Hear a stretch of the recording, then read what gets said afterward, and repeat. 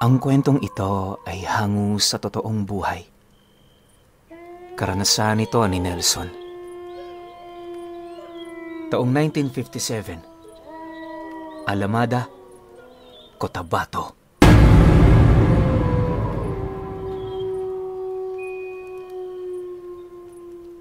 Maituturing na isang mapanganib na rebeldeng nagbagong buhay, itong si Nelson. Bagaman marami siyang nagawang kasalanan noong kapanahunan niya, pinili ng mga sundalong namamahala sa kanilang lugar na hayaan siya. Bukod kasi sa hindi naman siya nanggugulo, medyo nababahala rin ng mga ito na baka muling sumiklab ang panibagong karahasan sa oras na magtangkayong hulihin siya. Mabait na tao naman itong si Nelson. Maraming kakilala at higit sa lahat, kahit retirado na, malawak pa rin ang kanyang impluwensya. Hindi lang kasi siya pinuno sa isang grupo ng mga rebelde, bagkus ay saklaw din ito ang iilang mga sektang namumugaran sa iba't ibang lugar. Anumang oras kayang-kaya niya yung tawagin sa oras na magipit siya. Alam niyo, pinuno, isa yon sa kinatatakutan ng mga sundalo. Marami na rin kasi noong nagtangkang kunin ang kanyang ulo, pero sadyang napakadulas niya sa mga ito. Ang mas nakakamangha pa, sa mismong komunidad siya nakatira. Hindi siya nagtatago, sa halip payapa siyang namumuhay kasama ang kanyang mga kadugo. Wala rin siyang gwardya, pero yung bahay niya, punong-puno ng armas tuwing kailangan niya ito. Ayon sa mga malapit na kakilala ni Nelson, dati siyang antingerong nag-aklas laban sa gobyerno. Yung mga aral at mutya niyang tangan, yon ang kanyang ginamit para makaligtas sa loob ng 3 dekadang pakikipagbaka. Marami man ang nagbuwis ng buhay sa hanay niya. Nagawa naman niyang maisakatuparan ang kanilang hangarin at yon ay mawala ang pang-aabuso sa kanilang lugar at magkaroon ng respeto ang gobyerno sa mga nasasakupan nito, lalong-lalo na sa mga mahihirap na tao. Dahil sa ipinaglalaban niyang yon, marami ang sumuporta sa kanya. Lahat ng mga ito walang trumaydor, kahit inalukan ng malaking halaga para lamang lasunin siya. Isa kasi yun sa mga kahinaan ni Nelson, lalo pat hindi siya ang tipo ng tao na nagdududa sa kanyang mga kadugo at mga kakilalang itinuturing niyang kapatid sa kanyang paniniwala. Ayon sa kanya, mahirap mamatay sa kamay ng mga kaibigan, pero mas mahirap mamatay sa kamay ng mga kalaban.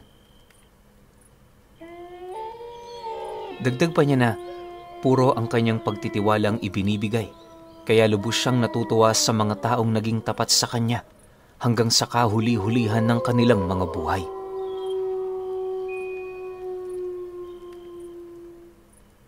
Itong mga panahong ito, nasa edad 70 anyos na itong si Nelson. Meron na siya noong sariling pamilya na binubuo naman ng 7 niyang anak at isang asawa. Dahil purong lalaki ang kanyang supling, paulit-ulit niyang pinapaalalahanan ng mga ito na wag nang pumasok sa mga ganoong bagay. Naniniwala kasi siya na ang swerte ng isang tao hindi na maaaring maipasa sa iba. Dagdag pa niya na mas mainam ding maging isang edukadong tao na lamang ang mga ito para naman kahit papaano merong magtatanggol sa kanila gamit ang legal na paraan. Sa loob ng halos ilang taong pakikipaglaban niya, ni minsan hindi niya nakalimutan ang kanyang pamilya. Linggo-linggo pilit siyang bumababa ng bundok para lamang makipagkita sa mga ito. Tandang-tanda pa nga noon ni Nelson na sa tuwing bumababa sila, unang sumasalubong ay yung mga bala ng mga sundalo. May mga pagkakataon din na may namamatay sa kanyang hanay, subalit nagagawa naman nila yung maipaghigante. Tumigil lang din ang ganoong pangyayari. Magmula noong may nakilala siyang sundalo na nasa mataas na katungkulan. Dahil sa kabutihan nito, pansamantalang nanahimik ang kanilang lugar. Malaya na rin silang nakakababa ng bundok na walang kahit na anong pagsubok na kinakaharap. Dahil sa ganoong pangyayari, kahit papaano napanatag naman ang buhay niya. Sa paglipas pa ng mga buwan, nang mapagtanto niyang hindi na niya kaya pang ipagpatuloy ang kanyang pamumuno, nagdesisyon siyang ipasa sa kanyang kaibigan ang panunungkulan. Tiwala naman siya sa kakayahan nito, lalo pat ilang dekada na rin niya yung nasubukan at nakasama. Sa mga unang araw ng panunungkulan nito, medyo pabalik-balik pa siya noon sa bundok para lamang masigurong nasa maayos na estado ang kanilang grupo. Ilang araw pa noon ang dumaan, nang mapansin naman niyang handa na ang kanyang kaibigan, nagdesisyon siyang wag na muna yung bisitahin. Hindi naman yung tinututulan ng kanyang mga kasama, gawa ng alam din ng mga ito na may responsibilidad siyang kinakailangan niyang pagtuunan ng pansin. Sa kasagsagan naman ng bakasyon ni Nelson kasama ang kanyang pamilya, hindi niya maiwasang makatagpo ng mga sundalong umaaligid sa bahay nila. Yung ilan sa mga ito, nakikipag-usap pa sa kanya pero yung iba naman, batid niyang merong masamang tingin sa kanya. Gayunpaman, hindi naman siya gaanong nababahala, lalo pat alam niya sa kanyang sarili kung ano ang kaya niyang gawin sa harap ng isang hindi maiiwasang panganib.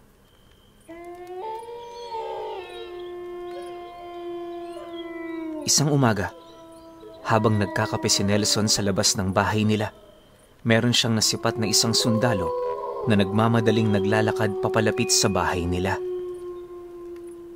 Pagpasok naman ito sa loob ng kanyang bakuran, dali-dali naman niyang hinawakan ng tali ng alaga niyang aso para pakalmahin ito. Makalipas pa ang ilang minuto, nang magkaharap na sila, agad namang nagwika sa kanya ang sundalo ng, Ko Nelson, anak mo ba si Lito? Hindi na ako magpapaligoy-ligoy pa sa inyo. Pagsabihan niyo yan, naiwasan ng anak ko. Alam mo kasi, hindi nagugustuhan ng asawa ko ang pag-aaligid niya sa bahay ko. Wala sanang samaan ng loob. Ang sakin lang, maging maayos tayong lahat. Nang marinig naman ni Nelson ang sinabi nito, bahagya naman siya noong napasilay sa kanyang bahay habang patuloy na pinag-iisipan ang sinabi nito. Maya-maya pa, pagbaling naman ang kanyang paningin sa panauhing yon, kalmado naman siyang sumagot doon ng,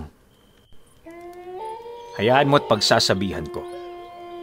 Pero paalala ko lang sa'yo, ano man ang nararamdaman ng anak ko, labas ako dyan.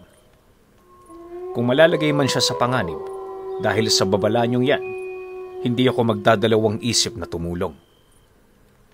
Padre de pamilya ako ng tahanang ito. Ano man ang problema, ako ang unang haharap. Kasabay ng kanyang pagwika ay ang pag-amoy naman niya ng kakaibang baho na nanggaling sa mismong kasuotan ng lalaking yon. Sa puntong yon, kahit alam niyang isa itong pangkaraniwang tao, nasisiguro niyang meron yung mga kapamilyang may kakaibang dugong nananalaytay sa katawan ng mga ito. Malakas ang kanyang kutob na kung hindi yun nahanay sa mga mambabarang, paniguradong pamilya ito ng mga aswang. Nang marinig naman ng lalaki ang kanyang sinabi, dali-dali naman yung umalis nang masipat nito ang iilan niyang mga kapitbahay na pasimple namang nakikinig sa kanilang pag-uusap. Dahil sa pangyayaring yon, minabuti naman niyang hayaan na ito nang sa gayoy makaiwas sa anumang pangyayaring hindi nila inaasahan. Makalipas pa ang ilang minuto, nang mawala na ang sundalo, Agad naman niyang tinawag ang panganay niyang anak na inaasahan na niyang nakikinig sa likurang bahagi ng pinto ng bahay nila. Pagkarinig naman ito ng pagtawag niya, kabado naman yung lumapit habang pilit nitong ipinapaliwanag ang kanyang panig. Ayon sa anak niyang nasa edad 22, maganda ang anak ng sundalong yon. Kaya naman natipuhan niya ito. Inamin din itong nagugustuhan din siya ng dalaga. Kaya namay ang mga pagkikita nila at pagpapasya nasisiguro nitong kagustuhan ng kanilang mga puso. Pagtatapat pa nito sa kanya na maganda ang hangarin niya sa babaeng yon. Kaya namay nakahanda niya yung panindigan, maipagpatuloy lamang ang pagmamahalang kanilang nasimulan. Matapos naman itong marinig ni Nelson, hindi na rin siya nagdalawang isip na suportahan ang kanyang anak. Naniniwala siya na ang pasya noon ng kanyang panganay ang makakabuti sa buhay nito. Ayaw din niya yung tanggalan ng karapatan na mamili ukol sa taong hinahangad nitong makasama ng panghabang buhay. Sa pagpapatuloy naman ng kanilang pag-uusap, mariin niya yung inabisuhan na maghanda. Pagkalahad naman niya ng bagay na yan, agad naman niyang tinawag ang kanyang asawa para utusan yung gumawa ng mga kakaning dadalhin nila. Ilang oras pa ang lumipas, bago pa man sumapit ang tanghali, kasalukuyan na nilang binabagtas ang daan patungo sa bahay ng sundalo. Pagdating naman nila sa lugar na ito, agad naman niya yung nakita na kasalukuyang nagsasalansan ng mga panggatong sa initan. Pagsilay naman ito sa kanya, agad naman yung lumapit habang nagtatanong ukol sa pakay nila. Nang marinig naman yon ni Nelson, hindi na rin siya nagdalawang isip na ilahad ang tungkol sa hinahangad niyang pakikipag-usap sa asawa nito. Ayon sa kanya, hindi niya hahayaang masaktan ng basta-basta ang kanyang anak, lalo na kung walang matibay na rason para gawin ito ng mga magulang ng babaeng napupusuan nito.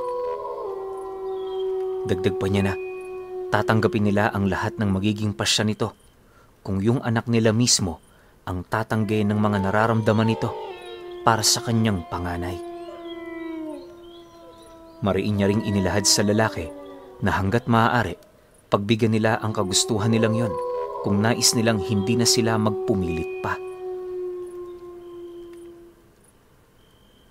Matapos naman yung marinig ng sundalo, wala na nga itong nagawa kundi ang tumango.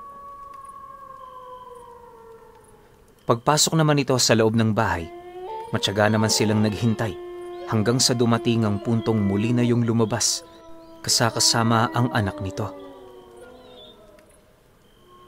Pagsilay naman ni Nelson sa napupusuan ng kanyang anak, hindi naman niya maiwasang matuwa, gawa ng halos magkaparehas nga sila ng tipo nito. Maya-maya pa, bahagya namang nabaling ang kanilang atensyon sa sundalo nang marinig naman nila yung magwika sa kanila ng, "Sa loob na lang tayo mag-usap para maging klaro ang lahat. Halina kayo, kanina pang naghihintay ang asawa ko." Dahil sa sinabi nito, hindi naman sila nag-alangang sumunod sa lalaking yon. Pagpasok naman nila sa loob ng bahay, unang bumungad sa kanila ang napakaganda at napakaaliwalas na paligid. Ayon kay Nelson na, sa unang tingin, masasabi mong pangkaraniwang tao lang ang naninirahan sa lugar na yon. Pero pagharap niya sa kinaroroonan ng asawa ng sundalo, unang bumungad naman sa kanya ang napakabigat na presensya nito.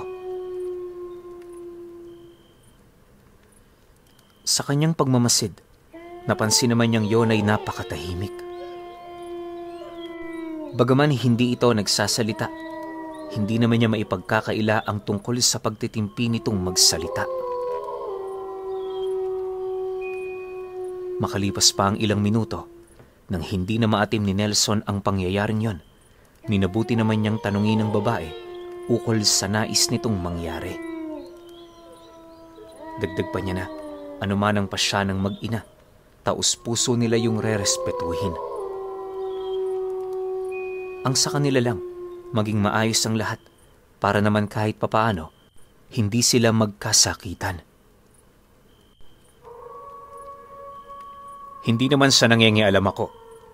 Pero hindi ba karapatan ng dalawang bata kung ano ang kanilang gustong gawin sa buhay? Matinong tao ang anak kong ito. Kaya nasasaktan talaga ako sa pangingialam ninyo. Bakit hindi nyo sila hayaan na maging masaya? Suportahan na lang natin. Tutal nasa tamang edad na rin naman sila. Wika ni Nelson sa asawa ng sundalo. Nang marinig naman ito ang kanyang sinabi, pansin na pansin niya ang tila bang pananahimik ng taong yun. Makalipas pa ang ilang minuto, nang akmang magsasalita pa siya, bahagya naman siyang natigilan nang marinig niya ang sagot ng babae sa kauna-unahang pagkakataon. Ayon dito, wala namang problema sa ginagawa ng kanyang anak. Ang tanging inaalala lang nito ay ang tungkulin ng dalaga sa kanilang pamilya. Pagtatapat pa ng babae na ang anak nilang yon ang magmamana ng kanyang bertud, kaya mas mainam na magkaroon din yon ng kaisang dibdib na kaparehas ng tinatangan nilang dugo. Dagdag pa ng babae na nababahala ito na baka ang pagiging malapit ng anak niya ang siya namang magiging susi sa pagkasira ng kanilang pamilya. Matapos naman yung marinig ni Nelson, agad naman niya yung tinutulan dahil alam niya sa kanyang sarili na hindi siya ganoong tao. Sa katunayan, tanggap naman niya ang kahit na sino, basta ba'y mabuti ang pakikitungo nito sa kanila at sa kanilang mga kakilala. Hindi rin importante kung ordinaryong tao o hindi pangkaraniwan ang makakatuluyan nito, basta ba'y masaya sila. Matapos naman yung mailahad ni Nelson, agad naman siyang nagpaalam sa pamilyang yon. Sa paglabas naman nila ng bahay, inabisuhan naman niya ang mga ito na mas mainam na wag nilang pakialaman ng dalawa. Mariin din niyang inilahad na anuman ang mapansin niyang kakaiba sa anak niya, ituturing niya yung kagagawan ng asawa ng sundalo. Dagdag pa niya na sa lahat ng oras, alam niya ang mga kinikilos nito, kaya na may kapag ginawa nila yon ng hindi tama, paniguradong malalaman niya yon sa lalong madaling panahon. Nang marinig naman ng sundalo ang kanyang sinabi, dali-dali naman yung sumagot sa kanya ng, "Hindi kami ganyan, Ka Nelson. Sige ho, mag-iingat kayo pa uwi. Ako na ang bahala sa asawa ko. Basta, susubukan namin kumbinsihin ang aming anak at sana ganun din ang gawin ninyo." Nang marinig naman niya ang sinabi nito, agad naman silang umalis nang wala ng kahit isang katagang binibitawan. Makalipas pa ang ilang minuto nilang paglalakad, narating na nga nila ang sentro ng baryo kung saan doon bumungad sa kanila ang dalawa pa niyang anak na abalang-abala sa pamimili ng pagkain. Pagsilay naman ito sa kanila, dali-dali naman yung lumapit, bitbit ang mga pagkaing nabili nila. Maya-maya pa, nang makarating na sila sa kanilang pamamahay, agad namang nagpahinga itong si Nelson sa isang maliit na kubo malapit sa pintuan ng bahay nila. Kalimitan niya kasi yung ginagawa tuwing hapon bilang parte ng pampalipas oras niya. Sa kanyang pagmamasid sa paligid, tanging mga dumaraang magsasaka lamang ang kanyang mga nasisipat. Bagaman kilala niya ang iilan sa mga ito, minabuti naman niyang wag yung pansinin, nang sa gayoy mapag-isipan niya ng maigi ang mga bagay na kanyang gagawin. Dumaan pa ang ilang oras, pagtungtong naman ng 6:00, nagdesisyon na siyang pumasok na. Bale, inagahan pala nila ang pagkain ng hapunan para naman kahit papaano makapagpahinga sila ng maaga. Sa kasagsaga ng pagpapaantok ni Nelson, hindi naman niya maiwasang alalahanin ang mga bagay na naranasan niya mula noong kabataan niya. Tuwing ipinipikit niya ang kanyang mga mata, purong mga tunog ng putok ng baril ang kanyang naririnig. May mga tinig din noong animoy bumubulong sa kanya, dahilan para hindi siya kaagad makatulog. Makalipas pa ang ilang minuto, bahagya naman siya noong natigilan nang may marinig siyang mga panauhin sa labas na isinisigaw ang kanyang pangalan.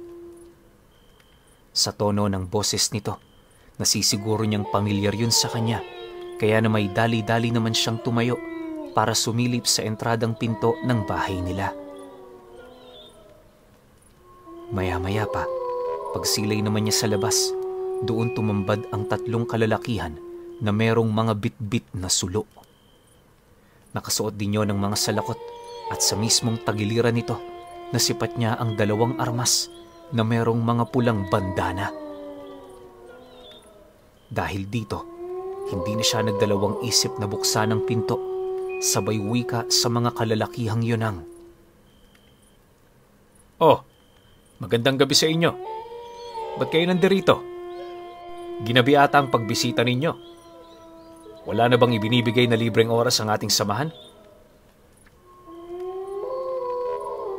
Nang marinig naman ang 3 ang kanyang sinabi, agad naman yung napalingon sa kinaroroonan niya, sabay lakad papalapit. Pagharap naman nilang 4, walang pagdadalawang isip naman yung nakiusap sa kanya na kung maaari samahan niya ito patungong bundok. Ayon kasi sa isa sa mga kalalakihang yon, merong kinakaharap na malaking dagok ang kanilang pangkat.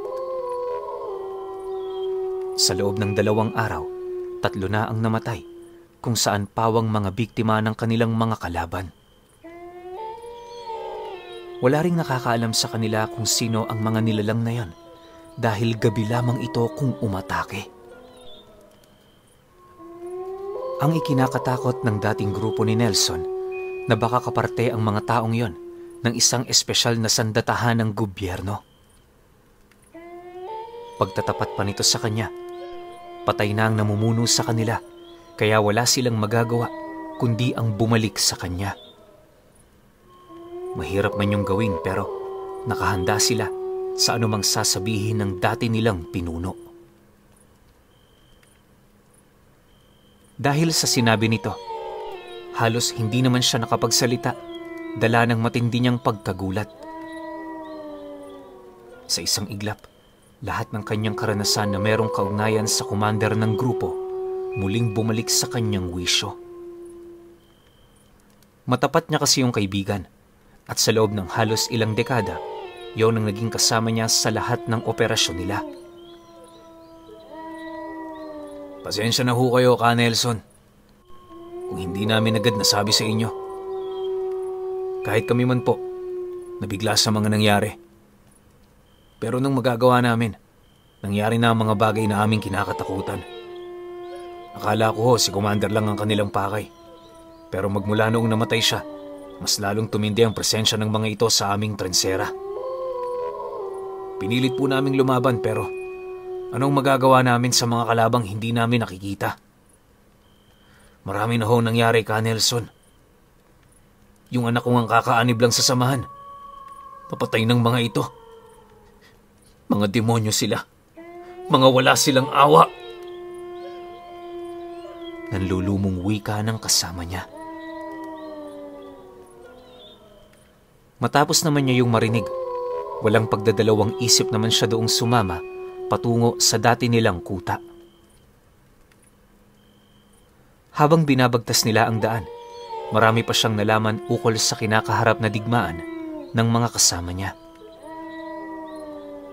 Hindi naglaon nang hindi na niya maatim ang mga bagay na kanyang narinig.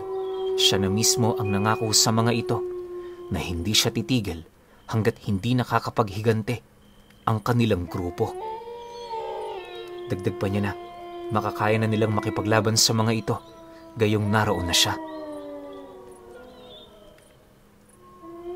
Dahil sa kanyang sinabi, kahit papaano natuwa naman ang mga kasama niya.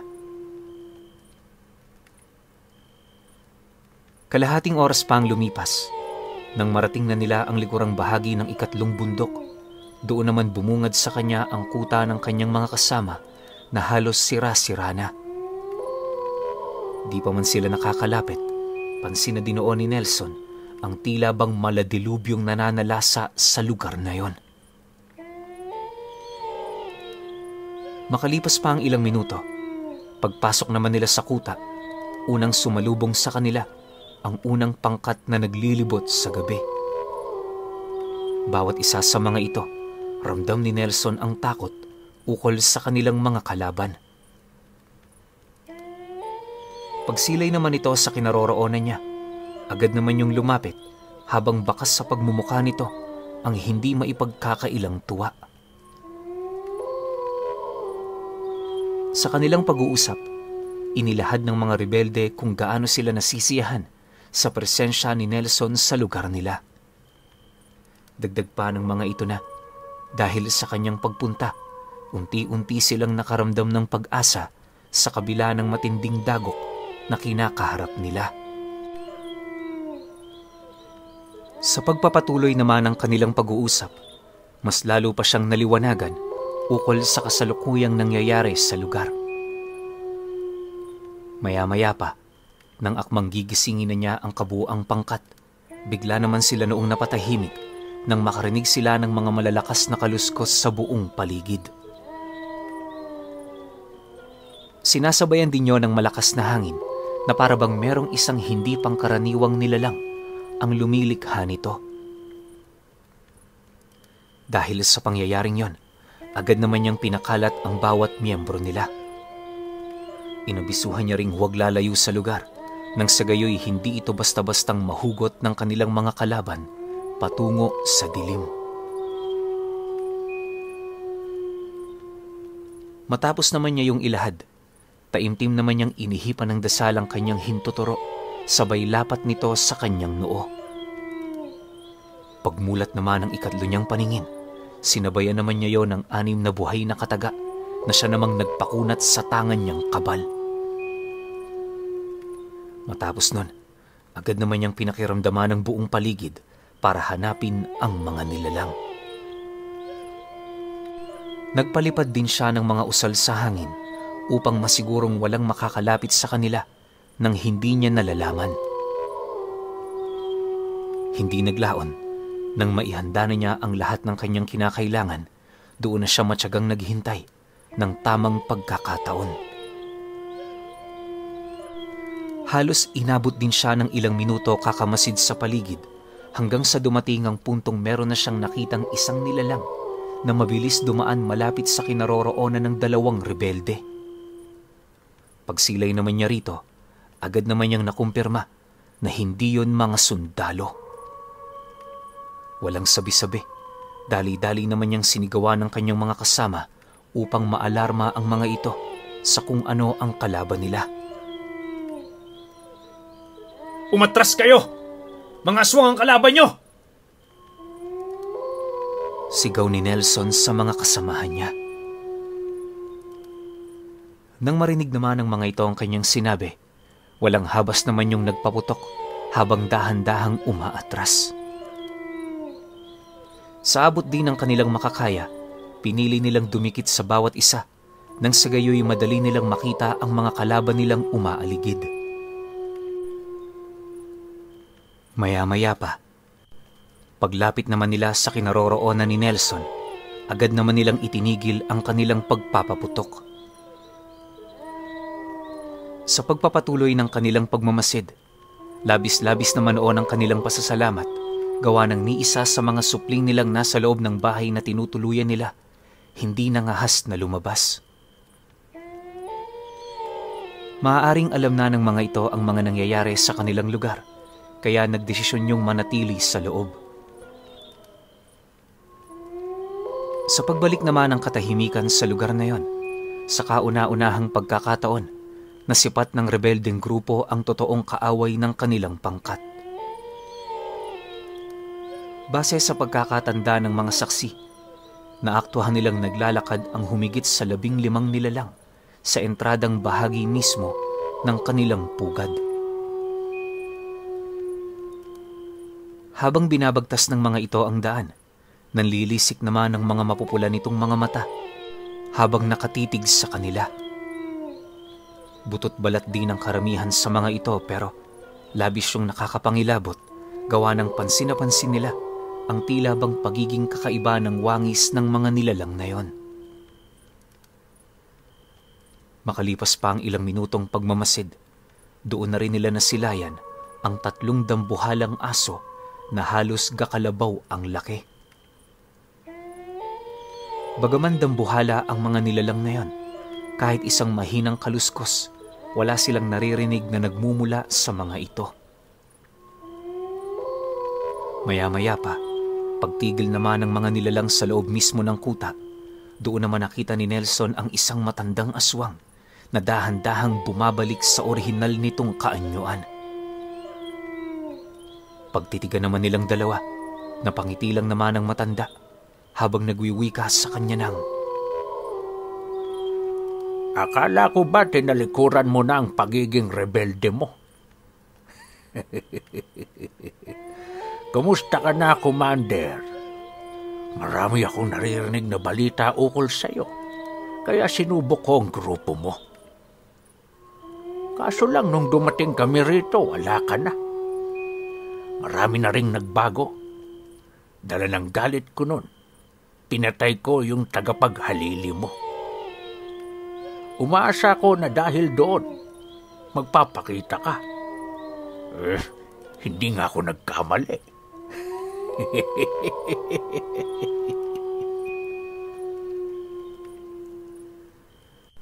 Nang marinig naman ni Nelson ang sinabi nito, agad naman niyang dinukot ang kanyang tabak, sabay turo nito sa matandang yon. Walang sabi-sabi, buong tapang naman niya yung nilusob at nung makalapit na siya sa kinaroroonan nito, walang habas niya yung pinagtatataga sa ulo. Ngunit, nang masipat naman ng nilalang ang kanyang pag-atake, buong liksi naman yung umilag. Kahit anong gawin noon ni Nelson, hindi niya magawang tamaan ang nilalang na yon dahil sa malahangin nitong pagkilos. Maya-maya pa, nang masipat naman yon ng kanyang mga kasama, nagdesisyon na yung tumulong sa kanya. Sa isang iglap, muling sumiklab ang digmaan sa lugar na yon. Kahit yung mga kasama niyang naguguluhan ukol sa mga nangyari, piniling tulungan siya. Akala nila sapat na ang baril para mapaslang nila ang mga ito, pero nagkamali sila. Habang pinapaulanan kasi nila yon ng bala, tila bang tumatalbog lang ang mga bagay na yon sa katawan ng mga aswang. Dahil sa ganoong pangyayari, marami sa mga kasamahan nila ang nagbuwis ng buhay noong mismong gabing yon. Sa loob ng halos 10 minuto nilang pagbubuno, umabot sa 10 katao ang namatay. Sa hanay naman ng mga aswang, tanging galos lamang ang natamo ng iilan. Maya-maya pa, nang mapansin naman niyang marami na ang nasasaktan sa hanay nila, napilitan ng gumamit ng mutya itong si Nelson. Pag-atras naman niya ng bahagya sa matandang yon, agad naman niya yung tinitigan, sabay ngisi. Matapos niya yung gawin, doon na siya nagbitaw ng 3 buhay na salita para gisingin ang gabay ng kanyang mutya na nakabaon sa kanyang braso. Nga pala, Pinuno, pasensya ka na, hindi ko babanggitin ang mutya ng matanda. Ayaw kasi itong ipasabi ng anak niya. Parang iwas basag mutya na rin. O ayan ha, sinabi ko na kay Pinuno para klaro tayo rito. Matapos naman niya yung gawin, laking gulat na lamang ng matanda nang mapansin nito ang pinaghalong lakas at bilis na namumutawi sa kanyang katawan. Hindi naglaon. Pagsilay naman niya sa kinaroroonan ng nilalang na yon, dali-dali naman niya yung sinugod na siyang naging sanhi upang mapansin ng nilalang ang tila bang pagkawala niya sa mismong paningin nito.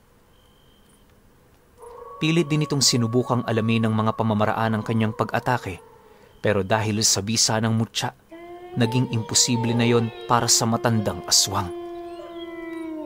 Sa isang kisap mata, tumayo sa likuran ng nilalang itong si Nelson habang pasimpleng bumubulong doon ang, Isang mutya pa lang ang ginagamit ko, hindi ka na makasabay. Paano pa kaya kung 3? Nang mailahad na niya ito, dali-dali naman niyang hinawakan ang braso ng matanda, dahilan para mabali yon ng hindi inaasahan. Pagluhod naman ito sa lupa, agad naman niya yung tinadyakan sa likod na siyang naging sanhi upang sumigaw yon ng napakalakas habang paulit-ulit itong humihingi ng tulong. Ngunit, nang marinig naman yon ng mga kasamahan nito, pinili naman itong lumayo kaysa pagtangkaan pang iligtas ang kanilang pinuno. Makalipas pa ang ilang minuto, wala nang nagawa ang mga nilalang kundi ang lumayo. Sa pagbalik naman ng katahimikan sa buong paligid, dali-dali namang itinali ni Nelson ang matandang yon habang patuloy itong sinisindak. Walang patid niya rin yung tinanong kung ano ang kasalanan ng kanilang grupo para gawin ng mga bagay na yon. Pagkarinig naman ng matanda sa kanyang mga katanungan, paulit-ulit naman yung sumisigaw, buhat sa matinding sakit na kasalukuyan itong nararamdaman. Maya-maya pa, pagsilay naman ito sa kinaroroonan niya, nag-aangil naman yung sumagot sa kanya ng, Walang nag-utos sa amin. Sariling kagustuhan namin ito. Sadyang may galit lang kami sa inyo. Akala nyo ba hindi nabubulabog ang aming katahimikan dahil sa pinaggagawa ninyo? Naisip mo ba, Nelson, kung ilan sa mga kauri namin ang pinatay mo? Wala kang kaide-ideya. At ngayon umaakto kang parang ikaw pa ang biktima. Dahil sa sinabi nito, napilitan naman siyang kaladkarin ito patungo sa kinaroroonan ng bangkay ng kanilang mga kasama.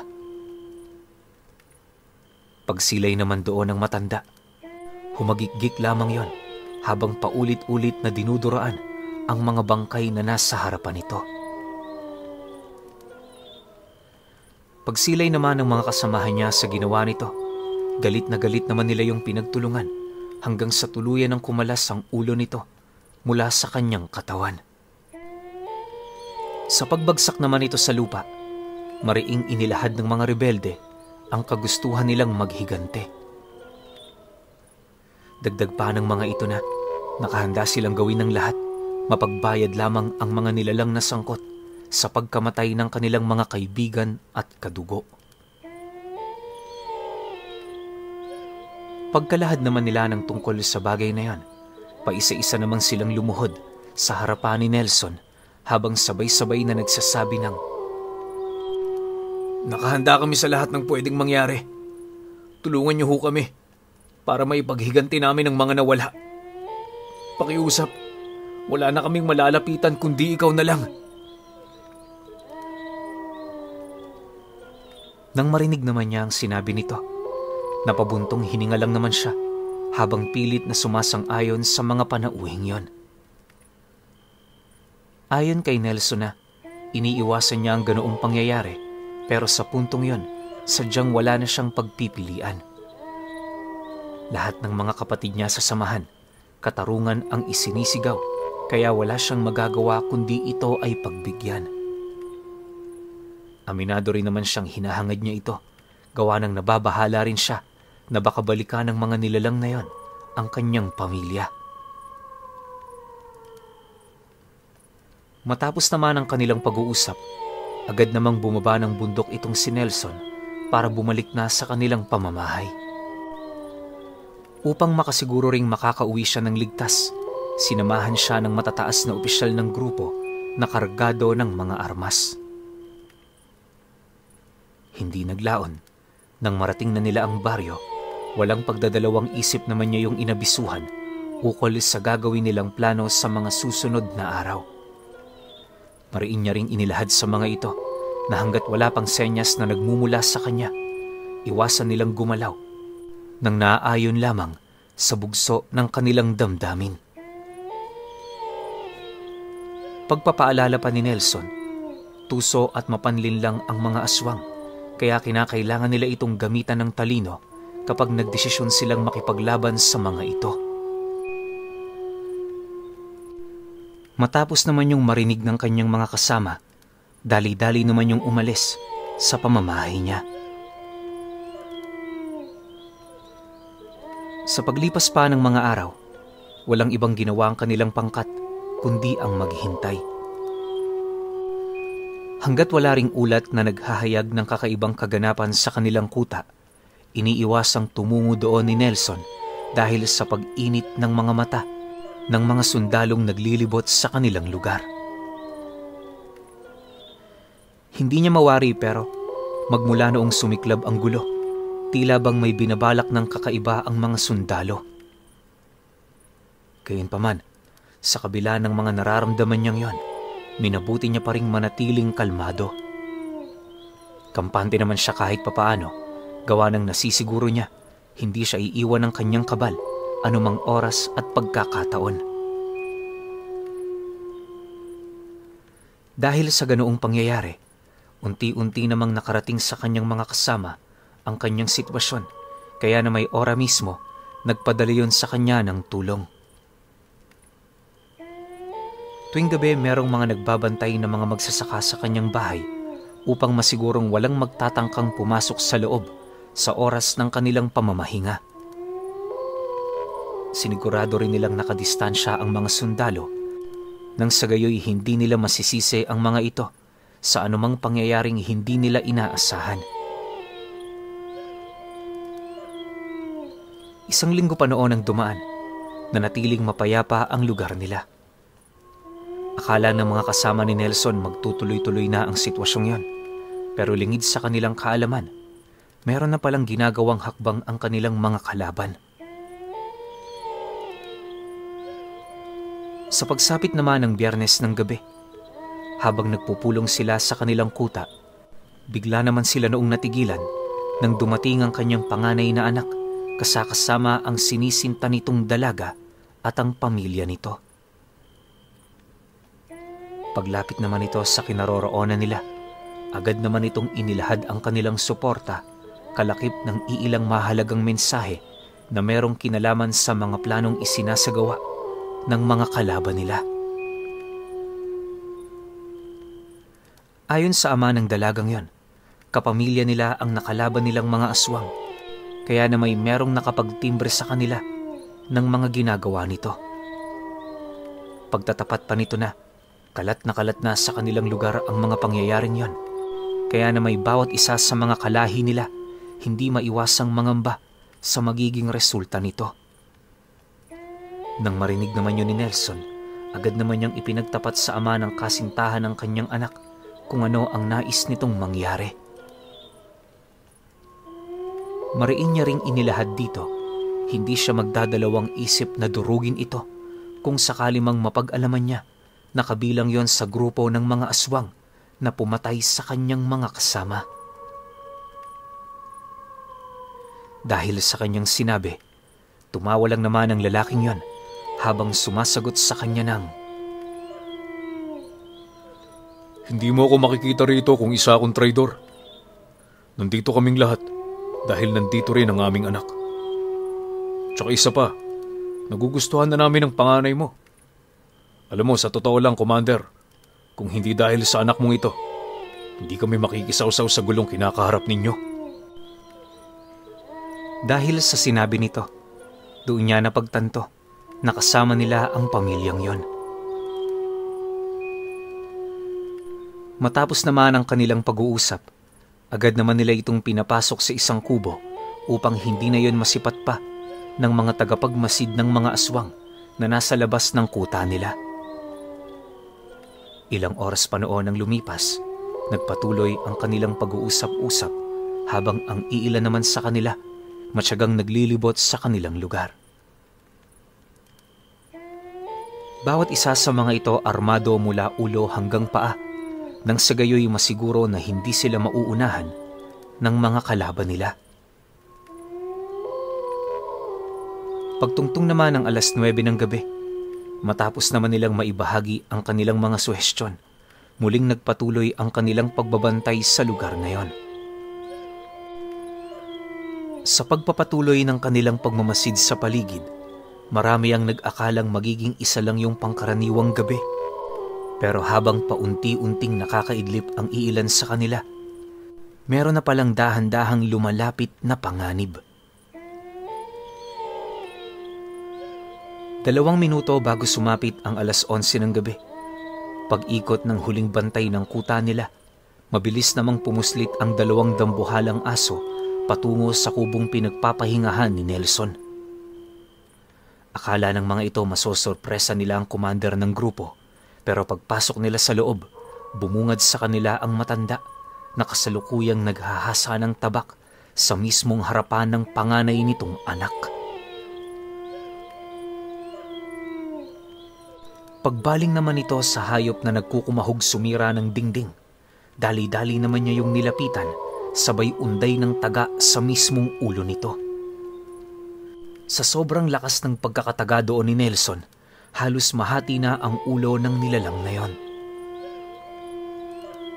Maya-maya pa, nang mapagtanto naman niyang patay na ito, doon na siya nagsimulang makarinig ng mga malalakas na pag-atungal sa buong paligid. Sinasabayan din yon ng tunog ng mga yapak na parabang nanggagaling sa mga paa ng kalaban nilang hindi mabilang. Dahil sa pangyayaring yon, dali-dali naman siyang lumabas ng kubo para tingnan ang kalagayan ng kanyang mga kasama. Pagsilay naman niya sa loob ng pugad nila, doon niya nasipat ang napakaraming aswang na pilit pinagbububuwal ang mga kubong naroon sa lugar. Yung ilan sa mga ito kasalukuyan ang nakikipaglaban sa kanyang mga kasama, habang ang iba naman pilit na sinusukol ang mga pamilya nitong walang kakayahang makipaglaban. Matapos naman yung masipat ni Nelson, agad naman siyang gumawa ng paraan para makabuo ng isang pangkat. Nang marinig naman yon ng mga kasama niyang malapit sa kanya, mabilis naman yung kumuha ng mga armas, alinsunod sa kanyang utos. Hindi naglaon, nang makalayo na ang mga ito, walang habas naman nilang pinaputukan ang kanilang mga kalaban hanggang sa mapansin na nila ang sapilitan nitong paglayo sa kanilang mga kasamang nasusukol na. Sige lang, huwag kayong matakot. Punong-puno ng sumpa ang bawat basyo ng armas ninyo. Tatablan sila niyan, kaya wala silang magagawa kundi ang umiwas. Sigaw naman ni Nelson, pagsilay naman niya sa mga aswang na walang habas na kumakaripas ng takbo papalayo. Makalipas pa ang ilang minuto, nang masipat niyang nakakabawi na sila, doon na siya gumawa ng paraan para makapaghigante.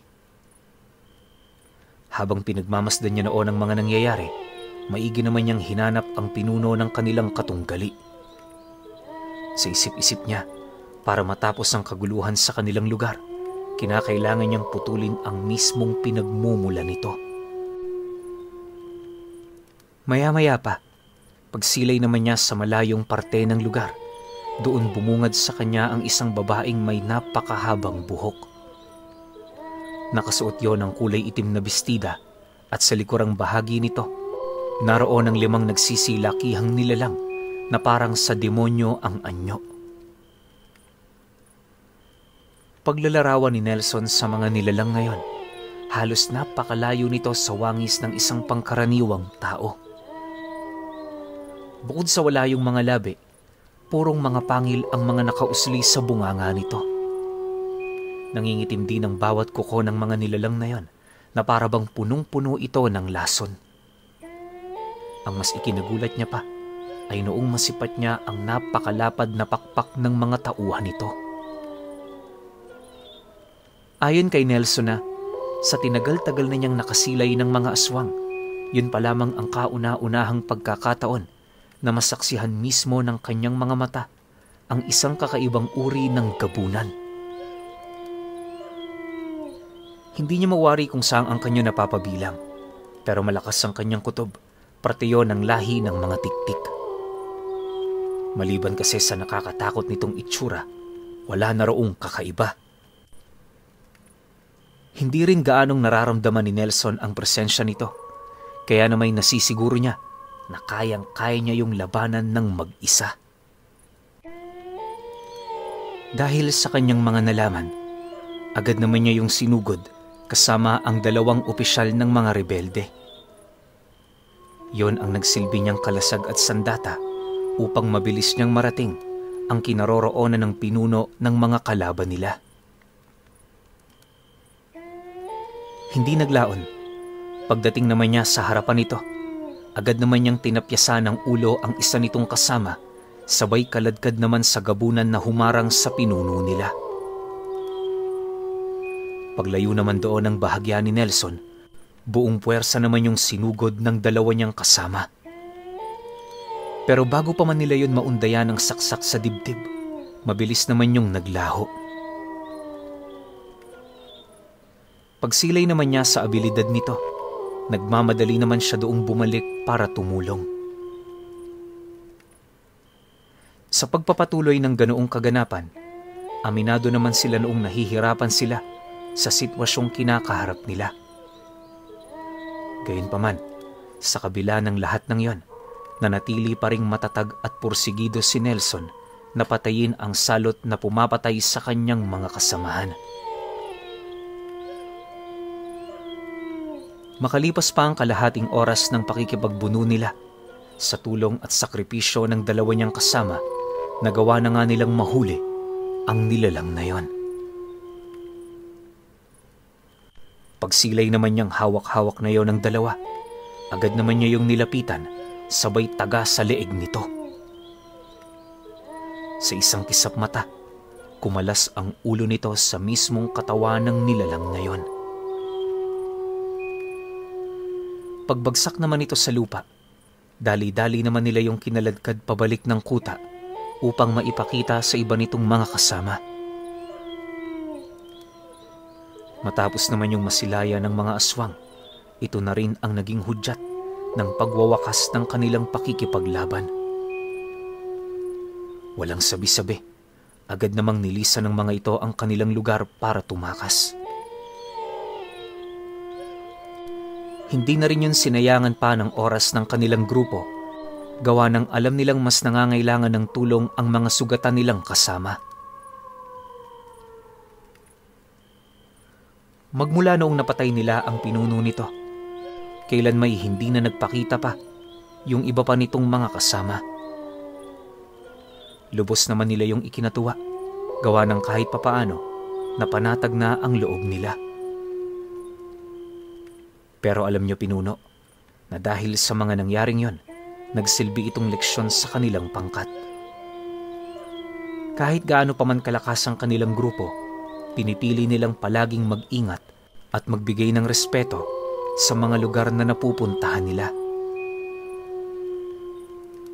Naniniwala na kasi sila noon na ang mga simpleng pamamaraang yon ang mag-iiwas sa kanila upang hindi na maulit pa ang minsang nangyari sa pamamahala ni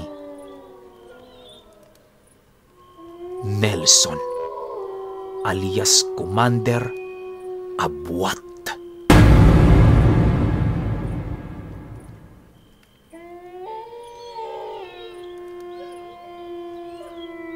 Okay, opinyon ko sa kwento. Ganda ng kwento na to, no? Tungkol sa isang commander na kinakatakutan ng kahit na sino. Pero yun nga, ito yung sinasabi ko na kapag merong hindi kaya yung mga nilalang na nasa kaliwa sa grupo ninyo o sa pamilya ninyo, ang titirahin niyan yung pinakamahina. Well, sabihin na natin yung pinagkatiwalaan ni Nelson hindi yun sobrang hina. Pero sa kanilang dalawa, yun yung mas mahina. So anong ginawa ng mga aswang? Ginantihan nila si Nelson sa pagkitil ng buhay nung pinagkatiwalaan ni Nelson. Gets ba? Nasusundan niyo ba ako? Yun yung nakikita ko sa buong takbo ng kwento na to. Kaya para sa akin, ang ganda nito. Pero alam niyo, curious ako kasi isang mutya pa lang yung ginamit ni Nelson, bulagta na kaagad yung matandang gabunan. Di ba? Paano pa kaya kung yung dalawa pa? Di ba? Ang tanong, ano kaya yung dalawang yun? Hindi ko alam kung may nabanggit ba, nalagpasan ko, o sadyang wala lang sinabi. Diba? Sobrang curious ako. Ganda talaga ng kwento na to kung nailathala to ng sobrang detalyado. Partida, halos mag-iisang oras to, pero medyo kulang tayo sa detalye. Though maganda naman talaga para sa akin. Pero syempre, iba-iba tayo ng taste. Baka iba sa inyo, galit na naman kasi nabitin. Yung iba, tuwan-tuwa kasi sakto lang yung kwento. Hindi siya yung sobra-sobra talagang bitin. Meron namang kinahinatnan, di ba? Kasi napagbago niya yung pag-uugali ng samahan niya, lalong-lalo na yung pag-uugali niya mismo. Di ba? Para sa akin overall, sobrang gandang pagbabago nun.